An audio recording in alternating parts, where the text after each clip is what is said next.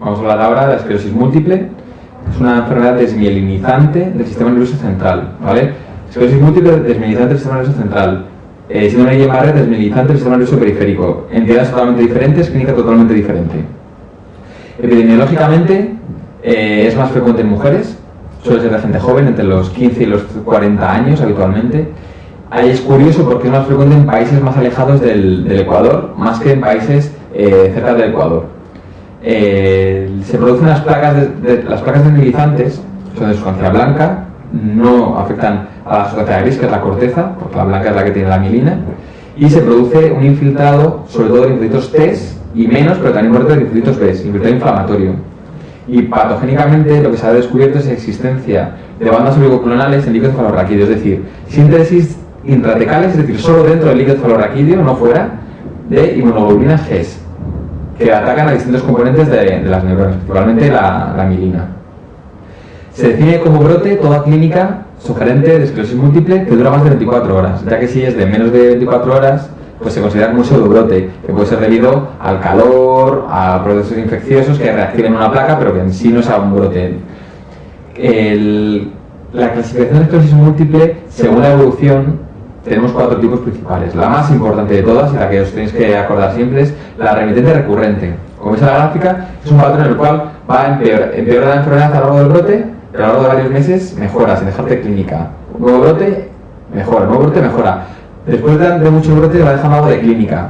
Sea pérdida de visión en un ojo, sea una hipostesia, que es la clínica más frecuente, ¿vale? Pero eso es lo que ocurre al principio. Sin embargo, a lo largo de la enfermedad ocurre la secundariamente progresiva, es decir, que llega un momento donde ya la enfermedad mejora, empeora, va dejando un poco de secuela, ya va empeorando de forma progresiva, ¿vale? Sin que hubiera un brote como tal, varios brotes, sino que va empeorando. Cada semana el paciente está peor que el anterior, ¿vale? Eso suele ser la evolución natural después de 10 años. Las peores formas son la forma primeramente progresiva, es empezar directamente desde el principio con un brote continuado, que suele generar sobre todo una afectación medular, una parálisis espástica, y la progresiva recurrente, es decir, dentro de ese empeoramiento vas teniendo brotes que te dejan muchas secuelas, sigues empeorando, otro brote que te deja mucha secuela, ¿vale? Te digo que estos son menos frecuentes y lo más importante es una remitente recurrente.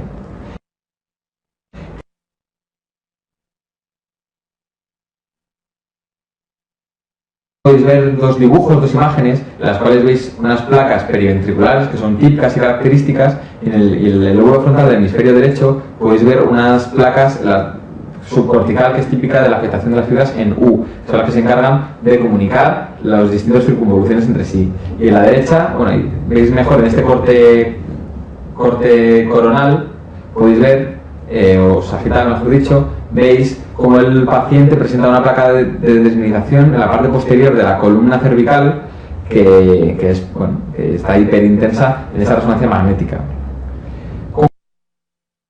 ¿Cuál es el manejo? Pues el manejo del brote agudo se hace de la siguiente manera. Si es un brote sensitivo que al paciente no le valida, no se le hace nada.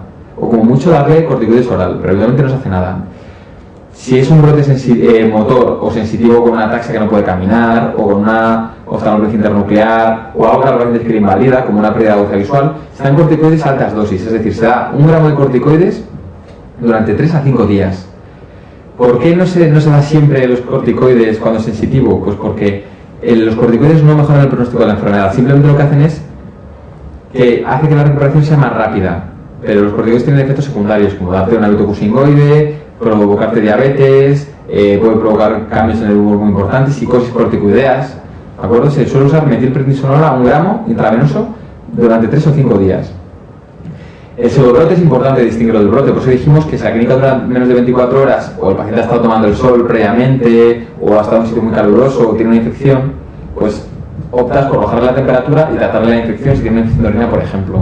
Pero si no, ya digo, solo cuando es invalidante le vamos a dar los corticoides en el caso del brote.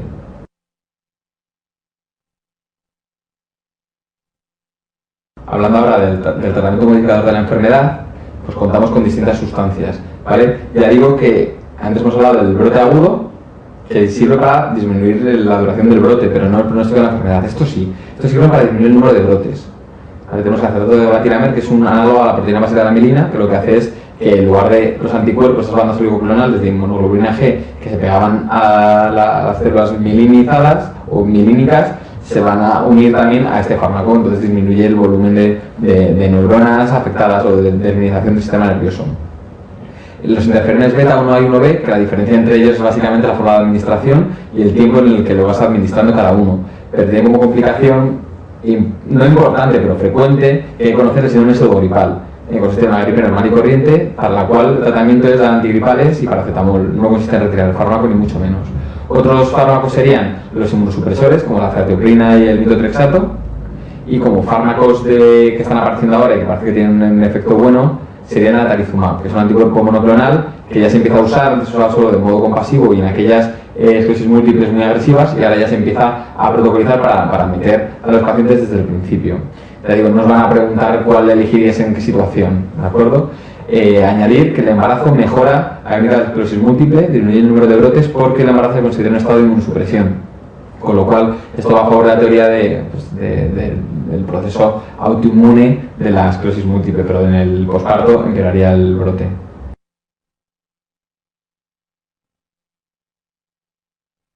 Hablando del tema de epilepsia, tenemos que empezar diciendo unos conceptos básicos que hay que conocer para poder explicar el resto de conceptos.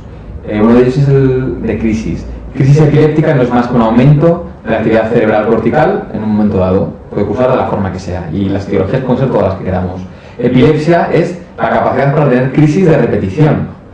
¿Vale? Es tener una entidad que ya te favorece tener crisis de repetición. Te digo, a lo largo de la vida todos podemos tener una crisis única, pues en un contexto de una hipoglucemia, un traumatismo encefálico, pero no por ello ser epiléptico, ¿vale? Y no por ello desarrollar una epilepsia. Epilepsia es necesitar, es la capacidad para poder tener crisis de repetición. Y estatus se define como toda crisis de más de 30 minutos de duración, aunque la práctica clínica con 5 minutos ya es suficiente, ya que nadie aguanta durante 30 minutos a un paciente convulsionando para demostrar si es un estatus o no, ¿vale? Entonces, una crisis prolongada, como he dicho, o dos crisis y con un periodo poscrítico entre medias en el que el paciente no recupera el nivel de conciencia, es decir, tiene una crisis, se queda poscrítico y antes de estar normal o de estar más o menos, tiene otra crisis. Eso se denominaría también un estatus epiléptico. La clasificación de las crisis la vamos a hacer conforme si son parciales o generalizadas, es decir, cuando se pone el gorro del electroencefalograma a un paciente para detectar, igual que si fuera un electrocardiograma, pero electrodos en la cabeza en múltiples puntos, occipitales, temporales, parietales, frontales, detectamos dónde está la actividad. Si solo se detecta actividad en una zona del hemisferio cerebral, hablamos de crisis parciales. Si es en los dos hemisferios, una crisis generalizadas. Entonces, crisis parciales. Vamos a hablar de crisis parcial simple cuando el paciente mantiene el nivel de conciencia. Tú puedes hablar con él mientras él te cuenta lo que le pasa. Por ejemplo, una crisis motora es el paciente que le tiembla el brazo y te lo dice. Me estás sacudiendo el brazo. Teniendo en cuenta el músculo motor, si tenemos un paciente con una crisis, imaginaos que comienza una crisis parcial simple en el dedo. Ve cómo el dedo se le empieza a mover. Poco a poco empieza la mano entera. Se le va extendiendo, se llama progresión jacksoniana, porque se van despolarizando las neuronas que van de la corteza cerebral, del hemisferio contralateral, y cuando le llega al brazo empieza la pierna y luego ya se puede generalizar, ¿vale? Pasa de una crisis parcial simple a una secundariamente generalizada, por una extensión jacksoniana o progresión jacksoniana. Igual que el paciente tiene una crisis motora, puede tener una crisis sensitiva y dice que tiene hormigueo en la mano que se va extendiendo. Por ejemplo, una crisis occipital derecha nos daría puntitos en el hemicampo visual izquierdo, por ejemplo. Entonces, las simples, el paciente te cuenta lo que le pasa porque el nivel de conciencia es normal. Las complejas es donde el paciente no te puede contar lo que le pasa. Pierde el nivel de conciencia, se desconecta del medio. Te digo que habitualmente suelen ser temporales, es el lóbulo que más se encuentra afectado, puede ser por tumores puntuales que tengan ahí, por una esclerosis temporal que se está viendo mucho, por malformaciones, la malformación arteriovenosa como dijimos en su tiempo, el tema de procesos vasculares cerebrales. Entonces, ¿en qué consiste? Pues comienzan habitualmente con una sensación epigástrica, que es una aura que el paciente incluso te puede decir, me va a dar. Posteriormente comienza con automatismos de chupeteo, de toqueteos, se empiezan a tocar, empiezan a mirar de forma rara el entorno, y posteriormente pues el paciente pues está poscrítico durante unos segundos, ¿de acuerdo? Siempre está la duda, luego cuando veamos las analizadas con las ausencias, cómo las diferenciamos, ¿vale? Pero vamos a ver después. Luego, otro tipo de crisis parcial es la secundariamente generalizada, que es, como os he comentado, por extensión de la corteza y despolarización de toda la corteza y de la corteza contralateral. Las crisis generalizadas, vamos a hablar primero de las ausencias. Son más generalizadas porque cuando hacemos el electroencefalograma vemos que los dos lados del cerebro están disparando, ¿vale? De forma sincrónica o asincrónica. Entonces, las crisis de ausencia son crisis que se repiten en número enorme al día, pueden ser 20, 30, 40 diarias. Son generalizadas, ya lo diferencia de las parciales complejas.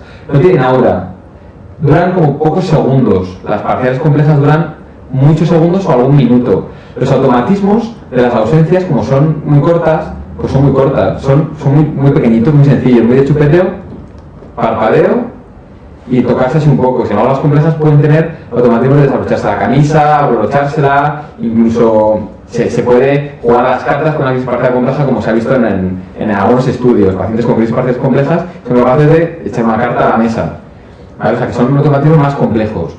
Las parciales complejas tienen periodo poscrítico pues de que dura un minuto, unos segundos. En las ausencias no hay poscrítico. Es decir, la persona que tiene la ausencia de repente para, se queda embobada haciendo los automatismos y continúa haciendo la misma actividad después de 3-4 segundos.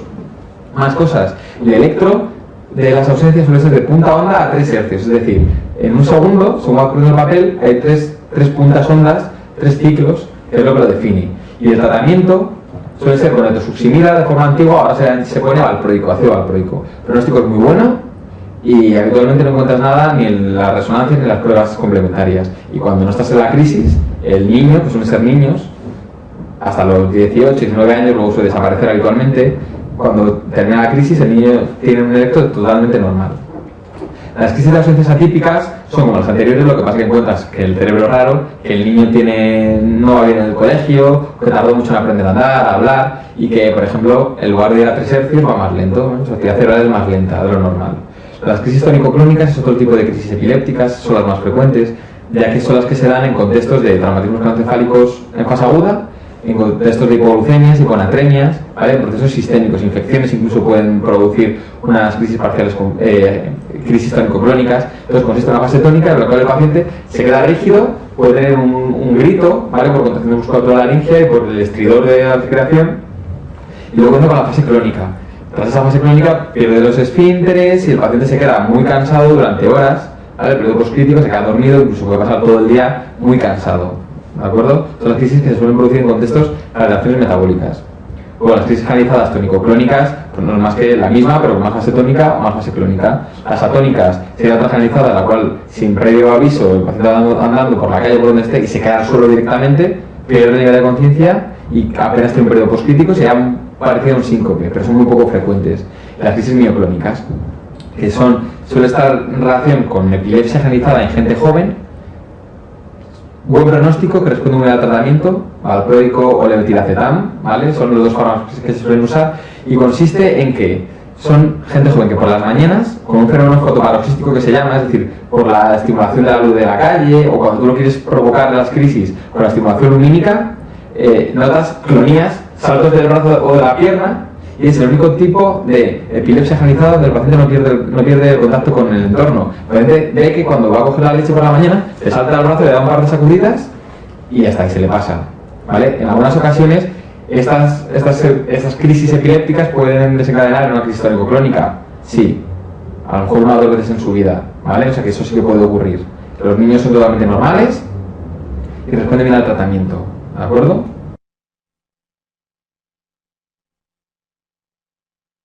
Desde el punto de vista de la etiología de las crisis, hay que tener en cuenta varias cosas: los antecedentes del paciente y la edad del paciente. Es decir, todo el niño recién nacido con crisis hay que pensar que esas son secundarias a algo malo. 1, hipoxia cerebral, malformaciones del cerebro, traumatismo del propio parto, infecciones, del paso por el canal del parto. O sea, esas son cosas que tener en cuenta. Las crisis más frecuentes a partir de los 3-4 meses de edad y hasta los 6 años son las crisis febriles. Son las crisis que se provocan en un contexto de subida de temperatura por procesos sistémicos, pero no por infecciones del sistema nervioso central, sino una otitis, una faringitis, donde el niño, pues por una subida de temperatura, su cerebro todavía no es maduro y puede tener crisis. Son crisis habitualmente tónico-clónicas, dura menos de 15 minutos y el niño es normal fuera de la crisis, se queda cansado y ya está. Después el padre le ve que es su hijo de siempre, hay que tratar esa infección y ya está, no hay que dar ningún tipo de tratamiento más. Pero bueno, si el niño te dice que tiene un retraso en el desarrollo, pues habrá que pensar que tiene algo de base. A lo mejor que cuando tiene alguna enfermedad o cualquier otra cosa. Pero las más frecuentes son las crisis febriles, ¿vale? Después de los 6-7 años son las crisis secundarias a los traumatismos craneoencefálicos. Niño que se ha caído y ha tenido un hematoma epidural que le ha provocado crisis o cualquier cosa. ¿vale? Pero ya digamos que quitando los traumatismos encefálicos, aquí empiezan a aparecer las epilepsias idiopáticas, es decir, aquellas donde nunca encuentras la causa, pero que responden bien al tratamiento y que no se suelen relacionar a ningún deterioro del desarrollo del niño. El niño puede ser totalmente normal, pero tiene crisis tónico-clónicas o tiene crisis de ausencia, solo donde ahora aparecen, ¿no? Las mioclónicas, ¿de acuerdo? A partir ya de los 20 años, volvemos a tener igual los traumatismos encefálicos, ¿vale? Accidentes de coche, caídas casuales, de bicicleta, lo que sea, y empiezan a aparecer las crisis secundarias al consumo de tóxicos, a abstinencia de alcohol y a las malformaciones vasculares que hablamos al principio, las malformaciones arteriovenosas que pueden debutar ahora con crisis o que pueden debutar con un sangrado. Y a partir de los 35 años, los tumores. Los tumores hay que tener siempre en cuenta un paciente joven de 35 años hasta los 60 años aproximadamente con una crisis parcial, hay que pensar que puede ser un tumor, que puede ser también por más cosas, pero el tumor sería quizás lo más importante de lo que hay que pensar. Y luego ya, pacientes con más edad, los infartos, sobre todo los ateroscleróticos, los que lesionan la corteza cerebral, a la larga te acaban produciendo crisis por la cicatriz que te genera, y luego el Parkinson, el Alzheimer y las enfermedades degenerativas pueden producir a la larga ser estados proepileptógenos. En aquellas epilepsias con mala respuesta a la infancia, como hemos comentado antes, a partir del año, que no son las crisis febriles, pues tenemos la síndrome de West, que son en niños menores de un año, siempre menores de un año. Nunca se puede decir que un síndrome de West tiene 3 años, no. Eso ya se llama de otra forma, ¿vale? Síndrome de West solo de menos de un año. Entonces tenemos una triada. Son los espasmos infantiles en flexión, que son niños que cuando están tumbados tienen episodios donde echan los brazos hacia adelante y levantan las piernas a la vez, haciendo un gesto similar a este que estoy haciendo yo. Se acompaña de un retraso psicomotor, es decir, el niño de un año ya por lo menos tiene que ser capaz de sentarse, sostener la cabeza e incluso puede dar algún paso. Bueno, pues estos niños ves que ni siquiera hacen eso, que ni se mantienen sentados con un año, ya tienen un desarrollo psicomotor retardado. Y luego lo que es imprescindible es la aparición de un patrón de ipsarritmia. Ipsarritmia interdicta, es decir, siempre, continuamente, menos cuando hay los espasmos, que ahí el electro da una punta onda, o una punta, o una onda aguda, depende. El niño tiene una ipsarritmia y eso es un patrón caótico que no puedes definir que sea un tipo de onda alfa, beta, no, o teta, no.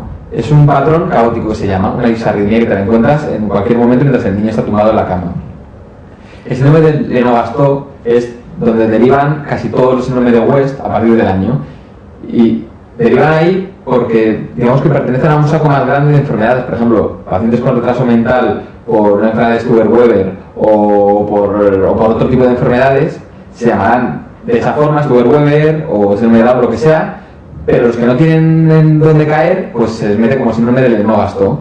Son niños hasta los 7 años que presentan unas características, es decir, son las mismas que el síndrome de West, pero el síndrome de West, por múltiples tipos de convulsiones, ya no hacen solo esto, porque ya el cerebro está más maduro, tiene más neuronas y ya puede tener crisis tónico-clónicas, ausencias incluso, parciales complejas. Tiene un desarrollo psicomotor retardado, es decir, el niño con 6 años lo mismo ni camina, o si camina no habla todavía, ¿vale? O sea que sigue siendo la progresión. Y luego el desarrollo del encefalograma, en lugar de ser un patrón ipsarrítmico, aquí es un patrón más organizado, pero es muy lento, como que el cerebro no procesa bien la información, ¿vale? Son ondas habitualmente menor a 2 hercios. Desde el punto de vista de estudio de la epilepsia, hacemos varias pruebas. Pruebas de imagen, escáner o resonancia magnética, no siempre hay que hacer resonancia magnética, electroencefalograma, que siempre conviene hacer un electroencefalograma, pero hay que tener en cuenta que los electros no siempre son patológicos, de hecho solo suelen ser patológicos en el momento de la crisis, fuera de la crisis suelen ser normales. Y hay que tener en cuenta que el electro, en un porcentaje de la población, de un 8 o un 7%, suele ser patológico de base, es decir, que como si uno piensa que un paciente es epiléptico, le hace el electro, es patológico, tienes que pensar que es patológico porque el paciente tiene crisis, pero si no piensas que tenga crisis y el electro sale patológico, ya sale el problema, porque no sabes si es patológico como el 8% de la población o es patológico porque tiene crisis. Por eso el diagnóstico de epilepsia es clínico, es un diagnóstico clínico. Un paciente te cuenta algo que es muy compatible, el electro es normal y el escáner es normal, bueno, pero entonces ha tenido una crisis. Entonces ya decides, si tiene una crisis y todo es normal, decidirás poner un tratamiento porque de momento ha sido una crisis, no puedes decir que sea epiléptico el paciente. El paciente es epiléptico cuando tiene predisposición a tener crisis. De momento hemos tenido un paciente con una sola crisis y pruebas que han sido normales, ¿vale? Entonces, ¿con qué tenemos que diferenciar las crisis? Pues con el síncope, un paciente que va andando por la calle y de repente se cae al suelo. Con pseudocrisis, un paciente que está muy nervioso, suelen ser mujeres jóvenes en un ambiente tenso que de repente se tiran al suelo, empiezan a hacer como que convulsionan y aunque lo hagan de forma involuntaria, pero buscan una ganancia secundaria, y es que la gente presta atención o lo que sea. Con AITs, pues también hay que hacer diagnóstico diferencial. Trastornos metabólicos, una hipoglucemia, he dicho que te puede sembrar una crisis, claro que sí. El tratamiento es ponerle glucosa y ya está. No hay que hacer ningún estudio sobre ese paciente. Y luego, pues, una migraña con aura, esa aura puede simular una crisis, por supuesto. Un electroencefalograma patológico nunca se trata, ¿vale? Nunca se trata si el paciente no te sugiere que tenga crisis. Entonces lo que tienes que haber hecho es no pedir el electro, ¿vale? Entonces, vamos a ver. Una sola crisis no se trata salvo si el electro es patológico y salvo si tiene, en las pruebas de imagen tiene algo raro. Dices, bueno, pues te da una crisis y tiene un electro patológico o el escáner es patológico, pues habrá que tratarlo porque probablemente tenga otra, ¿vale? Las crisis en contexto de alteraciones metabólicas no se tratan, hay que recorregir ese trastorno metabólico. Si hay hiponatremia, habrá que corregirla lentamente para no producir un síndrome de cautiverio, ¿vale? Una desmineralización continua osmótica. Y si está hipoglucémico habrá que ponerle azúcar o glucosa, habrá que reponérsela, pero no habrá que ponerle antiepilépticos, ¿de acuerdo? El manejo, habitualmente los manejos de las epilepsias son buenos. El 70% de los pacientes se manejan con un solo fármaco aceptablemente, porque la finalidad no es conseguir que el paciente no tenga crisis, sino que tenga menos de las que tenía, porque a veces no puedes conseguir eso, ¿vale? Y a la larga, si ves que no se controla y has agotado todo la farmacopea que tienes, pues habrá que optar por ir al tratamiento quirúrgico o neuroquirúrgico. Únicamente cuando un paciente se empieza a tratar y se controla bien y de hecho no tiene ninguna crisis, los efectos son normales y las pruebas de imagen son normales, se puede optar después de 2 a 5 años sin crisis por ir reduciendo la medicación muy lentamente hasta quitársela por completo. Solo hablas con el paciente y porque hay pacientes que a lo mejor deciden que prefieren tomarse la medicación por siempre y no tener crisis, ¿vale? Aunque a lo mejor puede que nunca la vuelvan a tener, pero están más cómodos tomándose esa medicación. ¿Qué tratamientos tenemos? Pues bueno, para crisis focales, habitualmente el más importante y el que hay que tener en cuenta siempre para las focales es la carbamazepina o la oxcarbamazepina. Aparte puedes añadir fenitoína o valproico porque sirven para todo tipo, pero la carbamazepina es como el que se usa solo para eso. Para las crisis técnico-crónicas analizadas, como son analizadas, pues puede dar todo lo que no sea para parciales, es decir, todo menos carbamazepina. ¿Y qué es todo? Pues sobre todo fenitoína y valproico, son los que más se usan. Aparte tenemos para la crisis de ausencia, como hemos comentado al principio, la etosuximida y el valproico. Para las mioclónicas, el ácido valproico, que es el chico joven que se levanta por la mañana y tiene las agudas musculares, pues valproico. El síndrome de West con ACTH y con corticoides, eso va bien. Y el tratamiento del estatus es muy sencillo de Caramir, consiste en dar un fármaco abortivo, como es una benzodiazepina, y luego un fármaco antiepiléptico, es decir, fenitoína habitualmente, ¿vale? Y como segunda opción, si no puedes dar fenitoína o si ya la estás tomando y tienes que dar más cosas, valproico. Añadir únicamente que hay un fármaco que se llama levetiracetam con V, que ya aparece en el último manual, que sirve para todo tipo de crisis y no tiene efectos secundarios con casi nada, ¿vale? O sea que si en alguna pregunta del MIR tuvierais esta opción, salvo si es una crisis parcial o una crisis focal que se trata con carbamazepina, podréis marcar la levetiracetam, ¿de acuerdo? Únicamente solo un 5% de las crisis de los epilépticos se tratan con cirugía, y para ello tienen que ser crisis mal controladas a pesar del tratamiento antiepiléptico correcto, tener una epilepsia que esté encuadrada dentro de algún tipo y saber qué foco es exactamente el que está mal, ¿vale? El foco epileptógeno, porque ese es el que hay que quitar o hay que estimular o hay que hacerle algo. Pero si tienes una epilepsia con múltiples focos no puedes hacer nada, ¿de acuerdo?